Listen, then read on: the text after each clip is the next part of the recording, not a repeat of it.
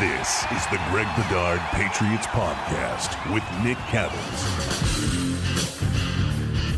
Everybody, welcome into the Bedard Patriots Podcast. This episode is brought to you by Prize Picks, the largest daily fantasy sports platform in North America. Download the app today and use code CLNS for a first deposit match up to $100. Pick more, pick less. It's that easy. Hey, even if you don't want to put any money in, just do us a favor. Go over to Prize Picks, punch in the code, just sign up for an account. That would help the pod if you enjoy it. I think you guys are really going to like this one. I'm very excited to bring in one of my mentors from when I was at the Milwaukee Journal-Sentinel covering the Packers, Tom Silverstein. Tom, how are we doing, bud? Hey, free agency is almost over, so I'm doing much better.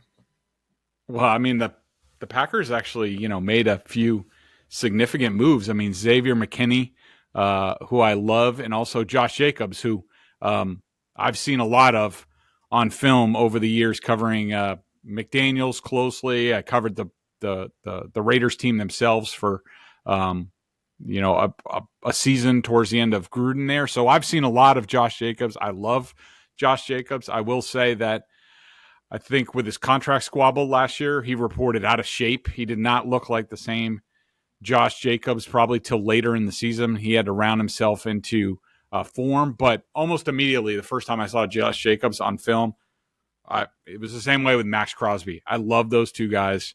Mm-hmm. I think if he's right physically, he gives the Packers a dynamic, both running and passing in the same player that I don't think they've had for a very long time.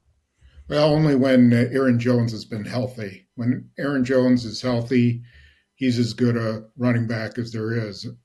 It's just he hasn't been healthy, and that's why they needed Josh Jacobs. So we'll see how that goes. I think they would have loved to have both, but you know how that stuff goes. Yeah, just offer for sure enough.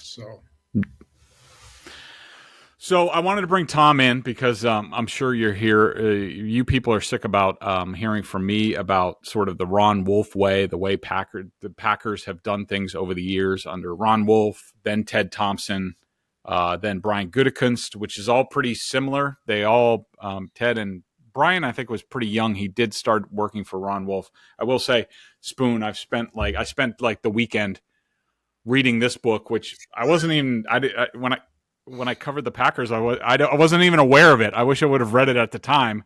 Certainly interesting, but you were there for all of it. If I recall correctly, you started covering the Packers in '89. That was right around Lindy Infante, the end of him, the beginning of Ron Wolf and Mike Holmgren.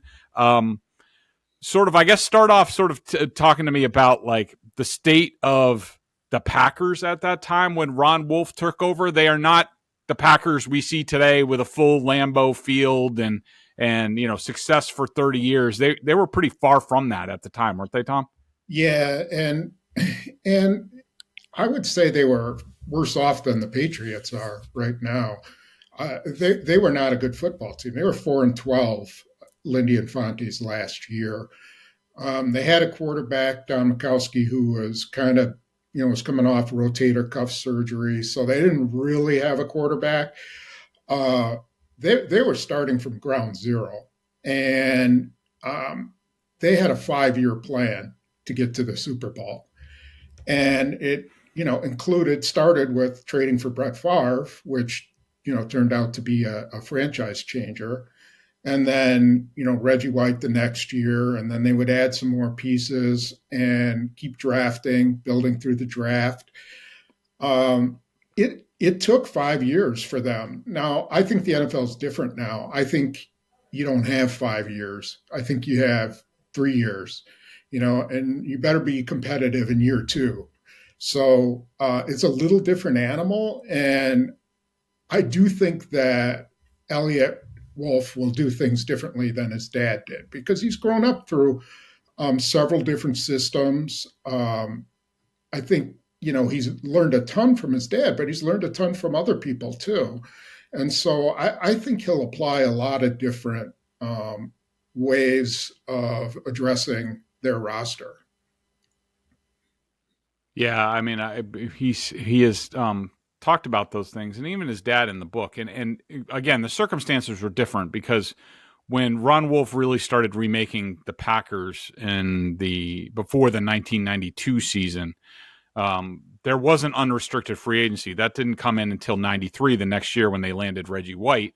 92, there was still sort of what was called Plan B free agency, which is sort of like lower level free agency. But talk to me about two things, because I do think what happened with Ron Wolf and the Packers back then is applicable to where the Patriots are right now, what Eliot is doing somewhat in terms of they needed a quarterback. Now, Ron obviously had conviction on Brett Favre, who was somebody he wanted for, was he with the Eagles at the time? I forget where he came from, but he wanted him.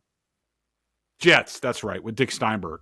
And the Falcons took him right in front when they were going to draft. That was always stuck with them. Now, what was the reaction?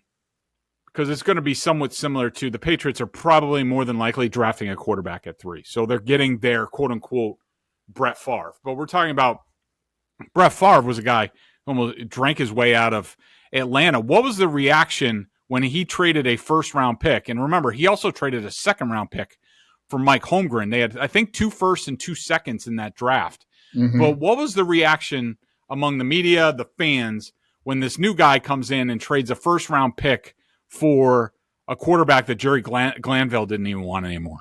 Yeah, people thought he was crazy. I mean, they really did. They're like, they traded him, and, on the conference call, hey, Brett, what are you doing right now? Oh, I'm drinking some beer and eating some crawfish, and it was like, who you're signing this hillbilly to come up to Green Bay, and he's coming from an option offense in college, and his head coach couldn't stand him. He missed the team picture because he was hungover, so it was a matter of circumstance, too, that Wolf was able to get him. If Jerry Glanville wasn't so down on Favre, then he would have never gotten him, because Ken Herrick was the GM, and Ken Herrick was Wolf's buddy. They both worked at the Raiders, and, he kept harping on him. And finally, Herrick was like, well, he ain't going to play here as long as Jerry Glanville's here, so I might as well get a first-round pick for him. And that's what they did. And of course, it was a process. Favre had started out great in 92 with, with a miracle win against Cincinnati. And then 93 was garbage. He was terrible. He threw so many interceptions. Holmgren wanted to bench him, and his coaches talked him out of it. But then, 94 came about, and he started to really come into his own. So it was kind of a process with him. I think most quarterbacks coming out of college are ahead of him from where he was. He was just a guy with a cannon arm, ton of guts, and people were banking on they could mold him into something. And I think most of the guys you get now at least have run some form of pro offense. So they ended up winning a Super Bowl in year 5, but they went 97, 97, 97, 11-5, then 13-3. They kept, correct me if I'm wrong, they kept running into that buzzsaw Cowboys team, right? Aikman, Smith, and all those guys. Yeah, I mean, that was back when teams had dynasties. I mean, free agency didn't really kick into high gear until later. And the only guy who kept moving teams was Deion Sanders, and every time he moved, his team won a Super Bowl. So the Cowboys had amassed so much talent that, they were the bully, and the Packers lost to them in 94. They lost to them in the NFC Championship game in 95. And then they were lucky they didn't have to play them in 96. They weren't, I think they got eliminated in the playoffs. Yeah. And then they finally, in 97, when they were going to their second Super Bowl, finally beat the Cowboys. So it was, and then the 49ers were dynasty. They played them in the NFC Championship game in '97. They played them in the divisional round in '96. I can't remember. Yeah, in '95, they beat them out in San Francisco. So anyway, you're talking about you have to get past these two really good teams, probably, not unlike everybody in the AFC when New England was going through its run. That's who you had to get by. Yeah. I want to talk about 92 for a second because, like we talked about, I think the Patriots and Packers are in a similar place. They're both coming off 4-win seasons. You look at it and you say there's not very much talent. There's a void at quarterback. How did Ron Wolf quickly rebuild the Packers into, and we've heard Eliot Wolf when he's talked to us at the Combine, he talks about we'll be competitive. How did they go from 4 wins to 9 wins without being able to change much? Because I see that similar to where the Patriots are. The Patriots are deciding, and what Ron says in his book is he looked at that team, that 4-12 team, and he said they were better than what the results were. That basically like the coaching wasn't good enough and certain circumstances.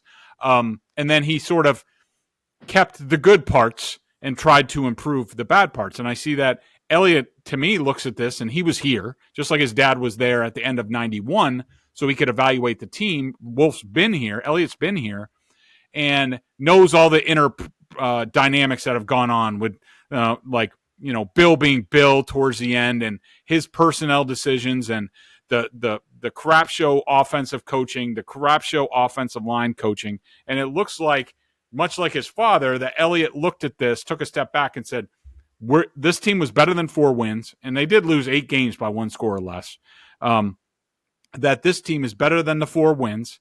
And what we're going to do, the defense is really good. And what they've done, they basically re-signed everybody on defense. And Eliot's saying the defense can buy us time. We'll improve on offense. It's not hard to after what they did last year, and we'll compete. Was it similar to how Ron got them to go from 4 to 9 wins in 1 year? Because I got to tell you, today, and again, we haven't had the draft. We don't know who the quarterback is. In New England, like I bring up that they're going to be competitive next year, even if I say they're going to win, I think they're going to win 7 games next year. People look at me like I have 3 heads. But Ron got them to go from 4 wins to 9 wins in 1 season. Yeah, and I think you have to give a ton of credit to their coaching staff at the time. So they were able to win with what Ron gave them. And Ron was going through a process of sifting through a lot of really bad talent, and replacing it. But in the meantime, consider who was on Holmgren's staff: Steve Mariucci, John Gruden, Andy Reid, Ray Rhodes was on that staff, Sherman Lewis. It was, an all-star cast of coaches. And so, they improved dramatically in almost every area. Now, quarterback was where, they were going one way or the other with quarterback. Until they got Reggie White, and then their defense started to pick up. But my recollection of Ron Wolf, and I know this from experience because I had to cover it, he rotated that roster during the season. He was constantly looking for somebody. That's how he ended up getting Gilbert Brown. He just picked him up on waivers and like, let's give him a shot. He's overweight and he's not very good, but let's pick him up. He got so many guys that way. By, like, we used to joke like Tuesday was the most important day of the week in Green Bay because that was when he brought in all these guys for workouts and he was going to sign somebody. And he signed some real retreads. Steve McMichael was on the team. Keith Millard was on the team. Jeff Dellenbach. God, there were so many of those type of guys. He didn't care. He was just going to keep trying till he could improve the roster. And, he kind of believed that the draft is where you get better, but there's all these other opportunities to get better too. And you can trade, he used to complain that the only guy who would trade with him was Belichick. Everybody else was afraid to trade. And he wanted to make trades all the time. He was just looking to improve his roster. And I will venture to guess that Eliot will be that way as well. I think if there's one thing he took from him, it's that they're going to rotate that bottom part of the roster and bring in guys, and you will find guys who can play. It's just you have to keep trying. Mm-hmm. So you've covered the whole time from even before Wolf started, but outside of the Ray Rhodes and then Mike Sherman stuff, this has been largely a successful sort of blueprint, the way to run a franchise. What would you boil down? What would you say the philosophy is of, or even if you just wanted to leave it on Ron Wolf, or I don't know how much you think Eliot might be more like Ted Thompson, but just how would you describe the philosophy in terms of team building? Well, it comes from player evaluation, from being extremely confident in your ability. Also, there's some, characteristics of players that have stuck for years and years and years, including they don't like small cornerbacks. They have a height limit for cornerbacks, and they pretty much adhere to that. I think what happened along the way was they believed the draft was, above all, the most important thing. But it wasn't, once that was over, that was only a part of roster building. And like I said, they would bring guys in, but they would trade for guys. They would pick guys up off waivers. They did such a good job of, and I suspect this will be one thing that Eliot does, of scouting the small colleges and really getting out and knowing small colleges. And one of their most successful things they've done is signing undrafted free agents. And that goes, out to all the other GMs that have come out of that system. John Schneider has prided himself on undrafted free agents. Gutekunst has done that. Ted Thompson, he treated those guys like, they were the most important guys in the draft. And, they didn't, for the most part, they didn't have huge impacts, but they solidified the roster. If you got the right guys, they solidified your roster. So the draft is where you got the impact players, and the, undrafted and, waiver guys are how you built up the backside of your roster. I think that'll be a way that Eliot works. I think he'll be big into undrafted free agents. Mm-hmm.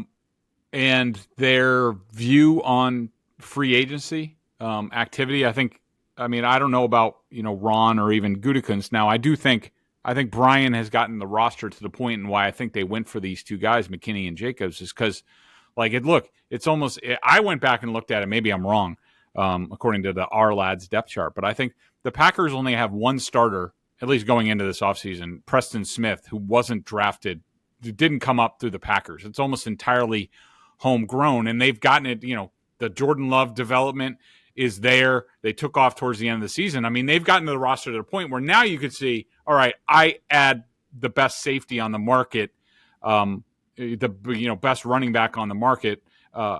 This can put us over the top. They got it to that point, but and maybe Ted Thompson was to the extreme. Certainly was, because they would basically take the first weekend of free agency off. This is before they had the legal tampering period where you sort of have to be in on things. And Ted probably went the other way. He was probably a little bit too conservative. But what's the general attitude towards free agency coming from that Ron Wolf Packer way? I think it's to find value and not to overspend unless you have this absolute commitment to this guy being, the best player at his position or available. And really the Reggie White thing was a slam dunk. I mean, he was a game changer type of player. And not only that, it's been talked about a million times, but changing the culture in Green Bay and making it okay to want to actually play in Green Bay, that was important. But Favre had a lot to do with that too. I would venture to say if you went back and looked at Wolf, Thompson, and Gutekunst, it comes down to back-to-back draft classes. You have to have two really, I don't want to say earth-shattering, but extremely successful draft classes. You put two together, you have the makings of a pretty good team because you're going to have some veterans already on the team and you're going to pick up some guys in free agency or whatever. But this becomes the basis of your team. The Packers have pretty much remade their roster based on these last two drafts. And then Jordan Love was part of the addition to that they were waiting on. And they have a third draft coming up where they have a first round, 2 2s, 2 3s, a 4, 2 5s, where they're going to be able to do some damage again if they do things right. And I would bet that Eliot will be looking to add draft picks. He's going to want to, I'll bet you he's trading down all over the place after they take whatever quarterback they take. He will be looking for multiple picks. Ron always thought the more picks you had, the better chance you had of hitting. And he was always felt there was a percentage of guys who were going to make the roster out of the draft. And so the more guys you had, the better chance you had of hitting that percentage and making that percentage effective. Yeah, it's certainly interesting. One thing I wanted to ask you about their attitude towards playing younger players. It's how would you explain that? It's certainly to Patriots fans. I mean, Bill Belichick would go out of his way not to play younger players. He would always have some veteran who was slower and whatever, but he was assignment sound, and he loved those guys. These guys, and I remember that 2007 team that we covered because that was sort of like another sort of mini rebuild from the end of Mike Sherman, beginning of Mike McCarthy. They had to reset the cap. But, I mean, you look all over that roster in 2007 and even the 2010 Super Bowl championship team. That first year that I covered the team, I mean, Brandon Jackson and Deshaun Wynn were draft picks who were in the backfield. And, they had a fullback. John Kuhn, I think, was in his second year. They had a rookie fullback that was out there. Donald Lee, they got, I think, as a street free agent at tight end. But, I mean, Clifton had been a draft pick. You had Spitz in college, who played almost right away. Scott Wells had been eternal. Mark Tauscher had been eternal. And, of course, you had Donald Driver, but Jennings, James Jones, Jordy Nelson, all those guys, let alone the secondary and on defense, they pick these kids and they put them out there, don't they? And has that served them pretty well doing that? Because up here it would be a scary proposition. Yeah, so when Ted Thompson was a GM, and you already made reference to it, that he didn't take part in free agency. The only thing, they had to bag him, John Schneider, I'm sure Eliot was involved, Reggie McKenzie, to sign Charles Woodson. They're like, this is the best value you're ever going to get on a free agent. And they had to beg him and beg him and beg him, and he finally did it. And look what impact Charles Woodson had on their team. They also added another guy, Ryan Pickett, that year. But when Mike McCarthy came, he found out quickly that, you have to play young guys because there isn't anybody else. It's a draft and develop system. And those guys, you have to coach them and you have to get them ready to play. And they're going to break your heart a lot of the times.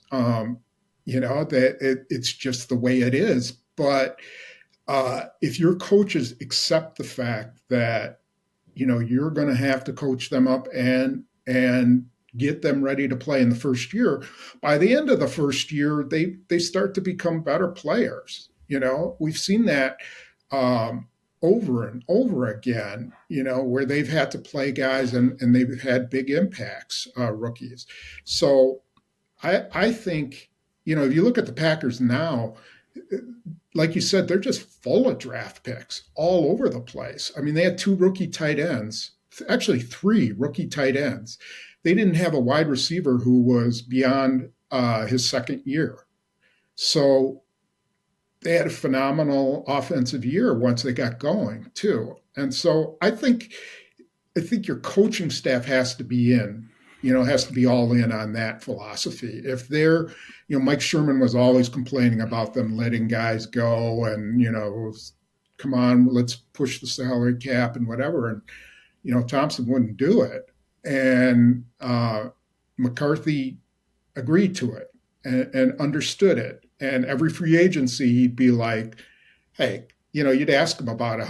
You're not getting anybody or what's going on? And he'd be like, come on, we know what the deal is here. He'd be like, I'm not going to say, what I really want to say, but this is how it is. And that's what I got to live with. And that's, I'm sure Eliot will have that discussion to some degree, with his coaches, and they'll come to some kind of, philosophical decision on how they want to build the team. Last thing here on this before I just want to get your take on the Packers guys who are now here more. People are freaking out up here about the inactivity and all that stuff. What should they expect if they're doom and gloom? We're going to suck. We're not doing anything. What would you say to them? I mean, I've told them that off seasons are going to be boring for the most part, but what would you say to Patriots fans who are freaking out? Like, what the hell are we doing? We're doing nothing. We're not going to get better. Well, they have some cap issues, right? They have like $60 million in cap space. They started off with 100. They have no problem with money. Oh, they have no problem with cap space. Okay. Nope. So I would guess that they are resetting through the draft first. And, free agency was okay, but how many impact players do you think are going to come out of this group? I mean, anybody who's any good is franchised. So when you're hitting free agency, you're kind of filling positions. And they probably have so many positions that they were like, well, let's save our money on re-signing guys. Let's make sure we're getting some value.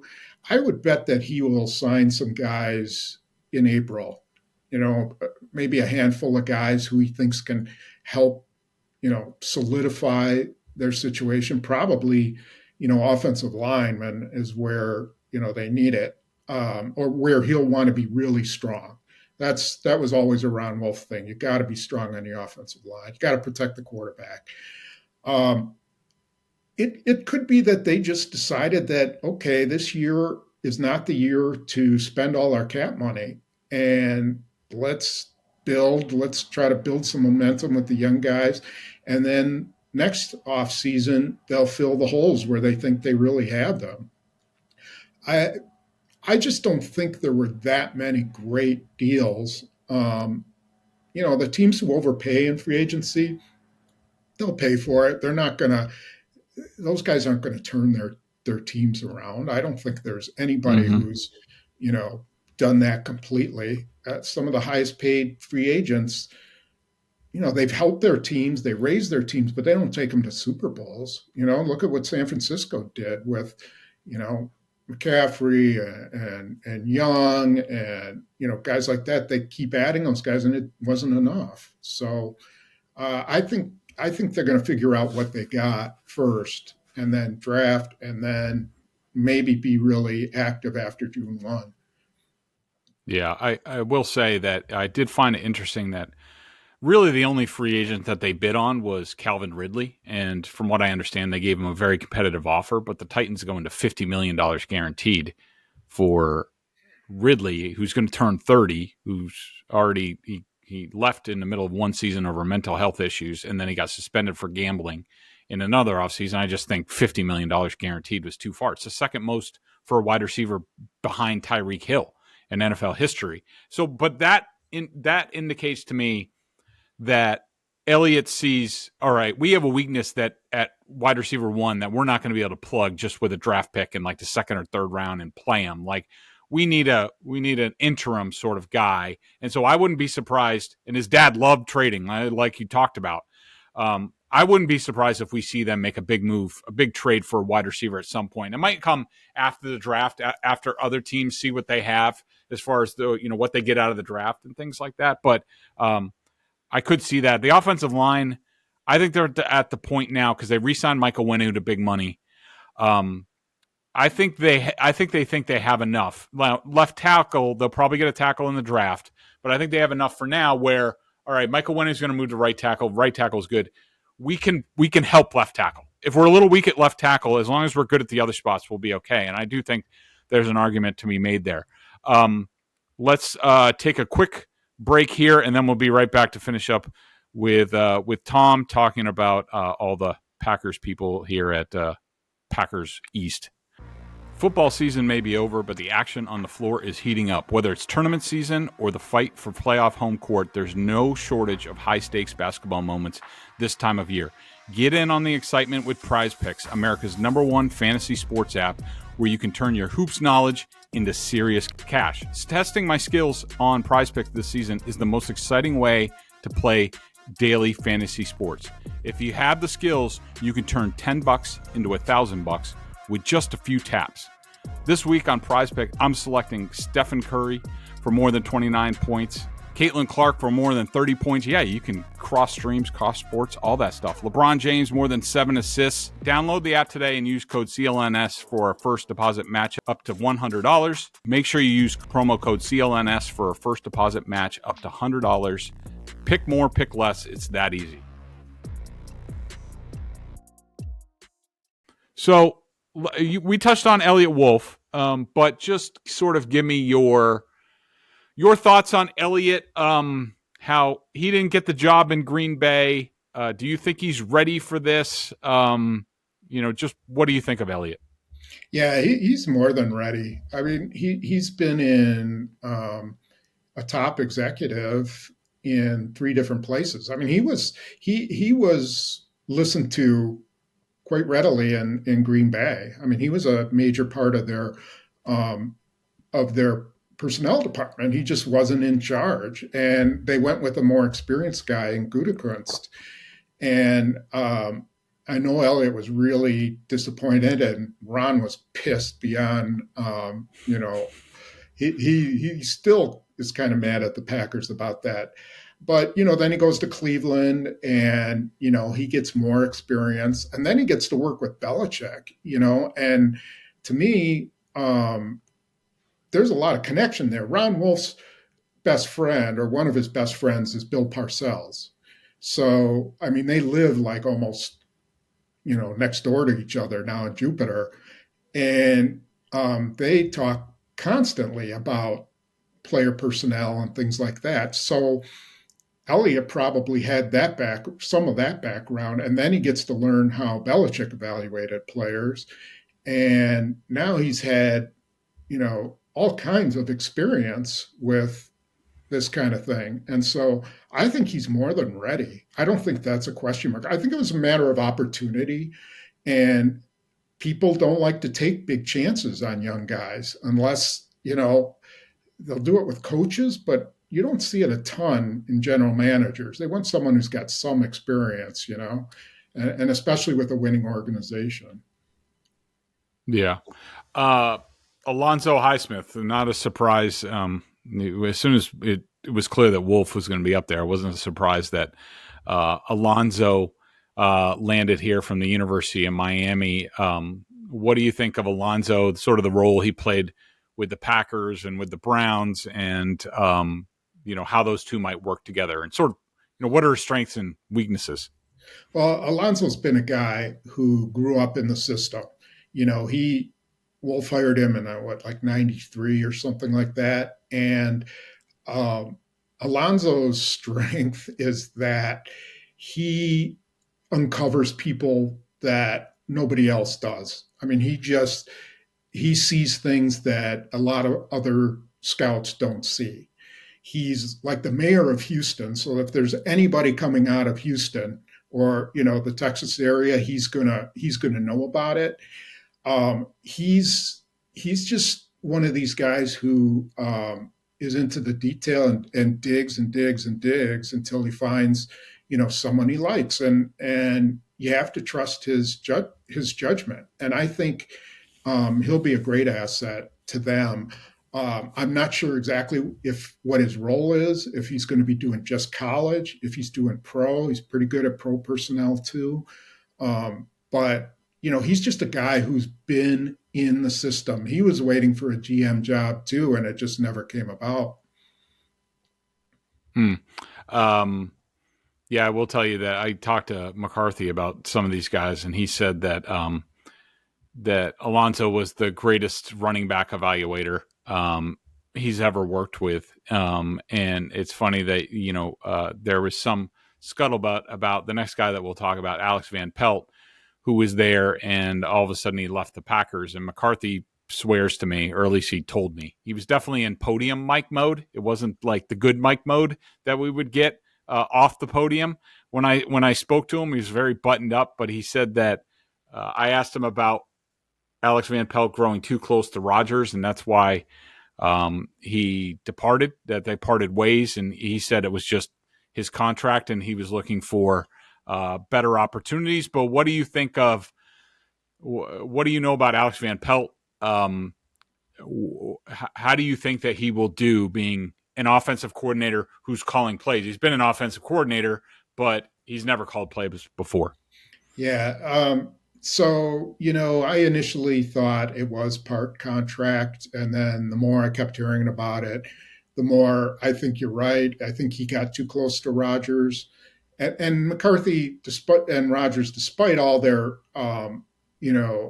claims otherwise, they were feuding a lot of the time. Or feuding is too strong of a word.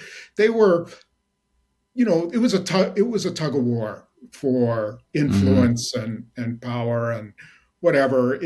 I don't think it's that different. I think Favre and Holmgren went through it too, but I think McCarthy was feeling like he's lost communication with Rodgers, and that, he had to go through Van Pelt or something like that. I thought Alex Van Pelt was an outstanding quarterbacks coach. I know Rodgers, of course, loved him, and he developed a number of young guys under him. He's been around a long time. He's played the position. That's probably really important.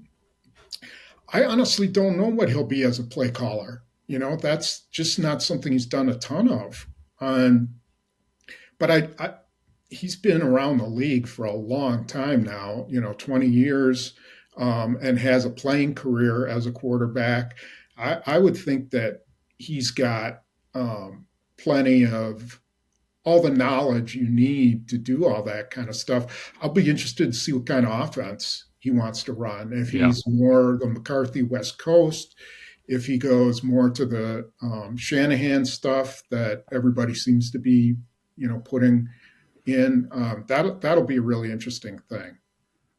Yeah, for sure. I mean, he's told us it's going to be sort of like a blend between, what he learned from Stefanski in Cleveland and also McCarthy. But I think, all of those are sort of the basis is, old school West Coast offense. I don't think Stefanski's offense doesn't go crazy into the running game like Shanahan, but, we'll have to see. Two final guys, Ben McAdoo and Jerry Montgomery. Ben McAdoo, despite his, ill-fated year in New York, and mostly because he thought Eli Manning was, in his final years and he wanted to start preparing. And I think he turned out to be pretty right in that situation. Yeah. Eli was a great quarterback, but McAdoo got him towards the end. I think he's a really sharp mind. I've talked to him, numerous times. He knows the game. He knows the players. In Carolina, I don't know what happened there. He wasn't really part of the Bryce Young thing, and you saw how that just fell apart. That whole thing, they didn't know what they were doing under Reich, and I think McAdoo had the experience. I know Rodgers really liked him a lot. I think he'll be a good addition. He needs to be involved with the quarterbacks, especially a young quarterback. And then Jerry Montgomery's, his players always really liked him.